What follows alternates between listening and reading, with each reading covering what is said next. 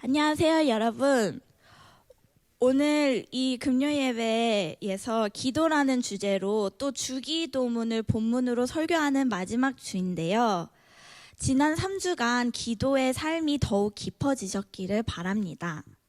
오늘은 제가 영어로 Don't Stop, Can't Stop 라는 제목으로 말씀을 전하고자 합니다.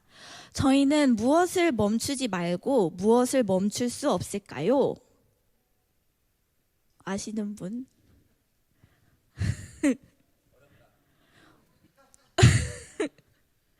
정말 모르시겠어요? 맞아요. 역시 똑똑한 정희 자매가 맞추셨어요. 바로 기도입니다. 제가 20대 초반에 지금은 작년부에 계시지만 어떤 교회 지체분께 PT를 받았을 때가 있었는데요. 그때 엄청 강도가 높은 지금은 힘들었다는 것밖에 기억이 나지 않는 운동들을 그분이 이렇게 트레이닝을 해주셨어요. 시켜주셨어요. 근데 보통 운동을 세트로 하잖아요. 그래서 만약에 10개를 한 세트로 한다 그러면 한 8개, 9개째에서 이제 제일 힘 빠졌을 때 그분이 옆에서 포기하지 마! 포기하지 마! 하나만 더! 할 수 있어! 막 이렇게 제 귀에 대고 외쳤던 기억이 생생하게 남아 있습니다. 지금 돌아보면 그분이 저를 위해서 그렇게까지 응원을 해주신 것이 정말 감사하고 감동인데요. 오늘 제가 여러분들께 전해드릴 말씀도 그와 비슷한 효과가 있기를 바라며 포기하지 마! 포기하지 마세요. 여러분들을 응원하고 격려하는 메시지가 되길 소망합니다. 오늘 본문 말씀 중 7절에서 8절을 다시 한번 읽어보도록 하겠습니다. 너희는 기도할 때에 이방 사람들처럼 빈말을 되풀이하지 말아라. 그들은 말을 많이 하여야만 들어주시는 줄로 생각한다. 그러므로 그들을 본받지 말아라.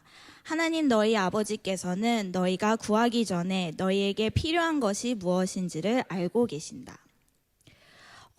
기도라는 주제로 스타트를 끊어주신 목사님께서 중언부언하는 기도는 이방인의 기도이며 마치 하나님께서 해주실 때까지 쪼르는 기도 또는 사람들이 우상에게 의미 없는 말을 주문 외우듯이 반복해서 하는 기도이기에 중언부언하는 기도는 하지 말아야 한다고 하셨습니다. 생각 없이 기계적으로 기도하는 것은 하나님께서 원치 않으십니다. 그리고 말을 많이 길게 한다고 해서 하나님께서 들어주시는 것도 아닙니다. 왜냐하면 8절을 보시면 우리의 아버지 되시는 하나님께서는 저희가 구하기 전에 저희의 필요한 것이 무엇인지를 알고 계신다고 합니다. 그렇다면 저희에게 가장 필요한 것은 무엇일까요? 저희 함께 11절을 읽어보도록 하겠습니다. 오늘 우리에게 필요한 양식을 내려주시고, 영어로는 Give us today our daily bread라고 하는데요. 저에게 양식이 가장 필요하다고 말을 하려고 하는 건 아니에요. 한글로는 필요한 양식이 영어로는 daily bread로 번역이 됩니다. 그 이유는 daily 또는 필요한으로 번역된 원어 에피오시오스의 뜻이 다양하게 추측이 되기 때문입니다. 첫 번째는 날마다 daily, 두 번째로는 생존을 위해 필요한, 그러니까 필요한 양식 할 때 필요한, 세 번째는 다가오는 날을 위해 bread for tomorrow, 다음 날의 음식이 공급되기를 요청한다는 의미로 사용됩니다. 원어의 다양한 해석을 보고 저희가 확실히 알 수 있는 것은 우리가 하나님께 오늘 구하는 것이 매일의 양식이 됐던, 내일의 양식이 됐던, 생존에 필요한 양식이 됐던 저희의 양식, bread를 놓고 기도를 해야 한다는 것입니다. 하지만 이 호주 땅 멜번에 살아가는 저희가 실질적으로 매일 또는 내일 우리가 생존하기 위한 양식이 없을까봐 걱정할 때가 얼마나 있을까요? 다른 가난과 기근을 경험하는 나라에 사는 이들이라면 어쩌면 이 기도가 더 와닿을 수 있을지도 모르겠습니다. 그들은 이 기도를 하고 Give us today our daily bread, 이 기도를 하고 음식을 먹을 수 있게 됐을 때 누구에게 감사를 돌릴까요? 무언가 먹을 게 생길 때마다 그들은 그 음식이 하나님께로부터 났다고 믿고 이에 크게 감사하며 기적의 하나님을 실시간으로 누리는 은혜를 경험할 수 있습니다. 그렇다면 저희는 집에서 요리를 해 먹을 때 또는 밖에서 음식점에서 주문해서 밥을 먹을 때 저희 입으로 들어가는 음식이 하나님께로부터 왔다고 항상 생각하시며 드시나요? 아니면 이건 내가 직접 열심히 번 돈으로 사 먹는 음식이다는 생각이 무의식적으로 깔려 있어서 별로 감흥이 없으신가요? 아마 내가 오늘 점심을 먹을 수 있음은, 내 머리 위에 지붕이 있을 수 있음은, 윗도리 아랫도리 다 챙겨 입을 수 있음은 기적 같은 하나님의 은혜 때문이다 라는 인식은 많이 없으실 것 같아요. 왜냐하면 저도 없거든요. 하지만 그렇기 때문에 저희가 기도를 해야 합니다. 우리에게 필요한 양식을 구함으로 우리는 다시 한번 하나님께서 나의 공급자 되심을 기억할 수 있고, 그런 하나님께서 공급해 주신 모든 것들을 누릴 때 하나님께 진정으로 감사를 돌릴 수 있기 때문입니다. 그래서 저는 여러분께 평소에 해왔던 식기도가 중언부언하듯 의미 없는 생각 없는 기도였다면 진지하고 진실된 감사의 기도로 바꿔보시기를 제안해 봅니다. 아무도 듣고 있지 않아도 하나님께 드리는 기도입니다. 그 기도를 통해 하나님의 살아계심을 누리는 은혜를 놓치지 않으시길 바랍니다. 우리의 변화된 그 기도를 통해 굶주린 자들이 음식을 먹게 됐을 때 누리는 그 감사를 저희 또한 누리게 될 것입니다. 감사가 기도와 동반된다는 것은 다른 구절들을 통해서도 알 수 있는데요. 빌립보서 4장 6절을 함께 읽어보도록 합시다. 아무것도 염려하지 말고 모든 일을 오직 기도와 간구로 하고 여러분이 바라는 것을 감사하는 마음으로 하나님께 아뢰십시오. 이 말씀은 빌립보 교인들에게 바울이 권고하는 내용입니다. 불안해하지 말고 염려하지 말고 모든 일을 기도와 간구로 감사로 하나님께 아뢰라고 하죠. 여기서 바울은 하나님과의 교제를 묘사하기 위해 4가지 단어들을 사용합니다. 첫째는 기도. 이것은 저희가 하나님께 접근하는 방식입니다. 두 번째는 간구, 영어로는 petition, 특정한 필요에 대한 답변을 요청하는 것이며, 세 번째는 감사. 감사는 기도와 항상 동반되어야 하는 마음의 태도입니다. 네 번째는 요구, 요청, 영어로는 request. 구체적이고 특정한 것을 요청하는 것을 나타냅니다. 여기서 저희가 기억해야 할 것은 감사는 기도할 때 가져야 할 마음의 태도이며, 감사로 기도하는 것은 하나님을 향한 신뢰가 필요한 작업이라는 것입니다. 그렇다면 여러분은 기도할 때 또는 기도하지 않을 때 얼마나 감사하시며 어떤 것에 감사를 하시나요? 혹시 기도할 때 저처럼 투정을 많이 부리시고 불평만 넘쳐나지는 않으시나요? 매일 감사가 넘쳐나기 힘들지 않으신가요? 어떤 분들은 날씨가 좋아서 친구들을 만나서 좋고 소소한 것들에 감사하신 분들도 계실 것 같은데, 또는 진짜 매일매일 진짜 좋은 일들이 맨날 일어날 수도 있잖아요. 그래가지고 그런 놀라운 일들에 감사가 넘치는 분들이 계실 수도 있고, 많진 않으시겠지만, 또는 지금 이런 시간에 내가 무엇이 감사한가, 또는 셀모임 시간에, 셀모임 톡방에 저희 이번 주는 3가지씩 감사한 거를 나눠보도록 하겠습니다. 이럴 때 뭔가 감사한 것을 생각해내든지. 근데 정말 내 마음속 깊이 찾아봐야 나올 때가 저는 많은 것 같아요. 깊이 이렇게 찾아봐야 돼요, 감사를. 이렇게 자동적으로 막 감사가 넘치지 않아요. 그리고 도저히 감사한 것이 없는 순간이 있을 때도 있습니다. 그럴 때의 팁을 드리겠습니다. 감사한 것이 떠오르지 않을 때 예수님을 떠올려 보는 것입니다. 저도 감사한 것이 너무 없다고 느껴지고 감사하다고 얘기를 하면 그것이 가식적인 것 같은 거예요. 그래, 교회 올 수 있어서 감사하다. 교회는 매주 오는 건데. 우리 교인들이 너무 감사하다. 근데 누구는 이렇게 감사하다고 말은 하지만 그 감사가 와닿지 않고 가식적으로 느껴질 때가 있어요. 감사를 해야 돼서 하는. 근데 그럴 때 예수님을 떠올려 보시면 예수님의 그 십자가에 대한 감사는 저희가 절대 부정할 수 없을 것입니다. 예수님께서 저희를 위해 십자가에 돌아가시고 저희의 죄를 해결해 주신 그 은혜에 대한 감사는 절대 부정할 수 없는 감사입니다. 그래서 여러분도 감사할 것이 아무것도 떠오르지 않을 때 예수님을 떠올려 보시기를 추천드립니다. 감사와 그렇기 때문에 저희가 식기도도 전에는 이렇게 중언부 하나님 아버지 잘 뵙겠습니다. 감사합니다. 예수님 감사합니다. 이렇게 기도를 했다면 이제는 하나님 아버지 감사합니다. 주님의 공급하심에 감사하며 예수 그리스도의 은혜로 오늘 하루도 살아가게 해주세요. 음식이 식는 것보다 주님을 구하는 것이 제게 더 중요합니다. 감사합니다. 다른 모든 것보다 예수님이 감사하고 중요합니다. 이런 식으로 조금 더 진지하고 진실된 식기도를 감사의 식기도를 해볼 것을 추천합니다. 자, 감사와 기도가 함께 사용되는 구절을 하나 더 보겠습니다. 데살로니가 전서 5장 16절에서 18절 말씀입니다. 항상 기뻐하십시오. 끊임없이 기도하십시오.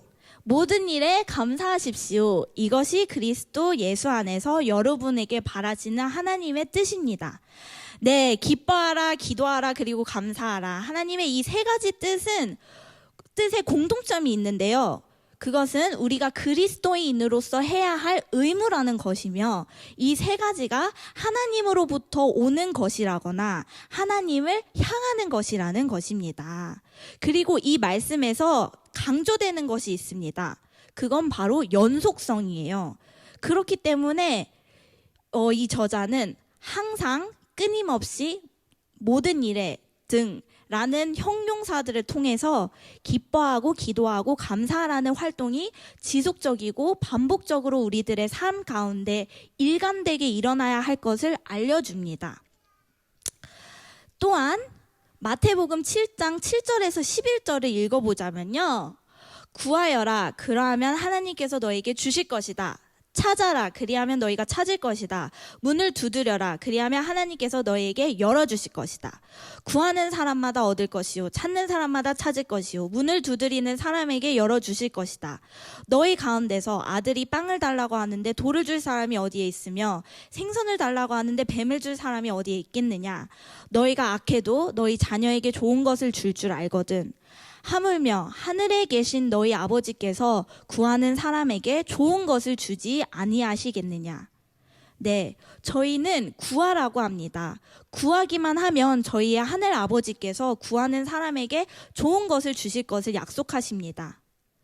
이 앞서 읽었던 데살로니가 전서 말씀에서 기뻐하십시오, 기도하십시오, 감사하십시오가 모두 현재 진행형이었듯 이 마태복음 9절에서도 구하라, 찾으라, 두드리라 모두 현재 진행형으로 쓰여졌습니다. 근데 그게 뭔 상관일까요? 현재 진행형으로 쓰였다는 것은 한 번만 하고 말 것이 아니라 계속해서 오늘도 내일도 그 다음 날도 지속적으로 우리가 기도를 해야 한다는 것입니다. 우리에게는 이렇게 기도해야 할 의무가 있다는 것입니다. 하지만 문제가 있어요. 하루에 10분도 집중해서 기도하기 어려운 저희는 현실적으로 어떻게 지속적으로 감사하며 기도할 수 있을까요? 어떻게 이 말씀대로 살아갈 수 있을까요? E.M. 바운즈라는 신학자께서 정확히 기도의 진실이라는 책에서 정확히 짚어주셨습니다. 이렇게 말씀하세요. 우리에게 기도를 해야 할 당위성과 의무가 있다. 하지만 우리는 기도할 의무조차 느끼지 못하며 그것을 수행할 능력도 없다. 그런 우리의 연약함을 성령께서 도우시며 우리의 무지를 지혜로 바꾸고 우리의 연약함을 강함으로 바꾸신다. 성령께서 친히 이 일을 하신다. 이렇게 말씀하셨습니다. 이거에 연결되어서 로마서 8장 26절에서 27절 말씀을 읽어보겠습니다. 이와 같이 성령께서도 함께 읽을까요? 이와 같이 성령께서도 우리의 약함을 도와주십니다. 우리는 어떻게 기도해야 할지도 알지 못하지만 성령께서 친히 이루 다 말할 수 없는 탄식으로 우리를 대신하여 간구하여 주십니다. 사람의 마음을 꿰뚫어 보시는 하나님께서는 성령의 생각이 어떠한지를 아십니다. 성령께서 하나님의 뜻을 따라 성도를 대신하여 간구하시기 때문입니다. 네, 성령님은 우리의 모든 노력에 능력을 공급하시고 우리의 기도를 지도하기 위해 우리의 마음에 내주하십니다. 우리가 애쓰며 노력할 때 성령은 우리를 도우시며 우리를 붙드신다고 하십니다. 이어서 바운즈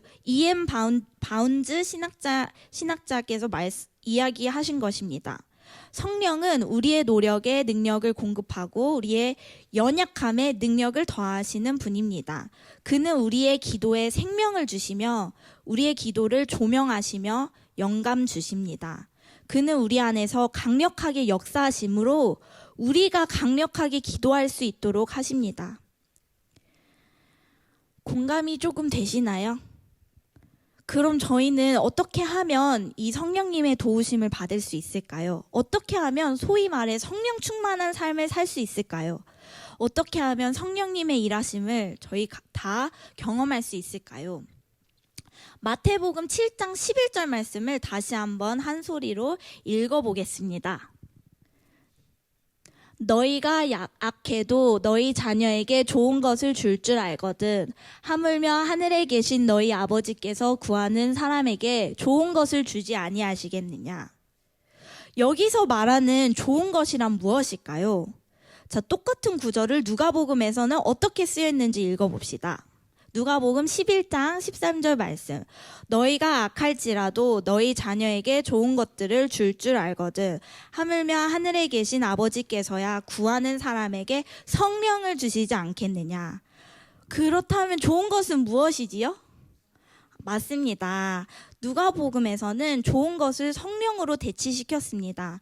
모든 좋은 것은 성령 안에서 나타나는 것이며 성령은 모든 좋은 것의 총체이며 절정이기 때문입니다. 성령은 하나님께서 내려주신 가장 완벽하고 좋은 선물입니다. 저희가 지속적으로 구해야 할 것은 성령입니다. 저희가 말하지 않아도 하나님께서 이미 알고 계신 저에게 가장 필요한 것은 성령님입니다. 성령께서 내주하시는 분들은 성령님의 도우심으로 인하여 그리고 예수님께 받은 은혜에 대한 감사 때문에 기도가 나올 수밖에 없습니다. 트렌치 대주교 말을 빌어서 결론을 얘기하자면 우리의 자연적인 힘으로 성취할 수 있는 일처럼 기도하려고 하면 안 됩니다. 기도는 하나님의 일이자 성령의 일이며 우리 안에서 그리고 우리에 의한 성령의 일입니다. 그렇기에 우리는 성령과 함께 일하는 사람이 되어야 합니다. 그렇지만 그것은 성령의 일입니다. 조금 헷갈리실 수도 있는데요. 기도는 우리는 성령과 함께 일하는 사람이 되어야 한다. 그렇지만 기도는 성령의 일이다. 다시 한번 얘기하자면 저희가 기도하기를 멈출 수 없는 이유는 우리 안에 성령님이 내주하시기 때문이고 우리가 예수님의 은혜를 경험했기 때문에 5분씩이라도 1분씩이라도 저희는 기도를 멈출 수 없는 것입니다. 마치 저의 머리카락과도 같습니다. 제가 이번에 머리를 정말 짧게 잘랐는데요. 그래서 거울을 볼 때마다 제 머리가 웃겨서 웃기도 하고 좀 이상해서 후회하기도 하지만 그 머리를 자른 거에 있어서 작은 배움이 있었다면 아무리 짧게 머리를 잘라도 제 두피에 모낭이라고 하는 그 헤어 폴리클이 존재하는 한 아무리 조금씩 자란다고 할지라도 제 머리가 자라기를 멈추지는 않을 것입니다. 제 머리는 계속 자랄 것입니다. 그래서 이 스타일도 오래되진 않을 거예요. 삼손도 머리카락이 다 잘리고 빡빡 깎였지만 결국 그 머리는 다시 자라났습니다. 그래서 죽기 전 아주 조금 자라난 그 머리카락에서 나온 힘으로 인해 그리고 성령님이 임하셔서 블레셋 사람들의 신전을 완전히 무너뜨렸습니다. 저희 안에 성령님이 살아계시는 한 저희는 기도를 할 수 있습니다. 그래서 we can't stop. 우리는 멈출 수 없는 것입니다. 그리고 우리는 그런 성령님을 더욱 붙잡고 그런 성령님께서 저희 안에 일하실 수 있도록 더욱 구해야 합니다. 더욱 간구해야 합니다. 성령님을. 우리에게 가장 필요하고 우리에게 가장 좋은 것인 성령을 지속적으로 찾고 구해야 합니다. 저희 모두가 성령님으로 충만케 되길 더욱 성령님을 간구하기를 기도합니다. So please don't stop praying. 기도하기를 멈추지 마십시오. 포기하지 마! 네. 그러면 이제는 기도를 할까요?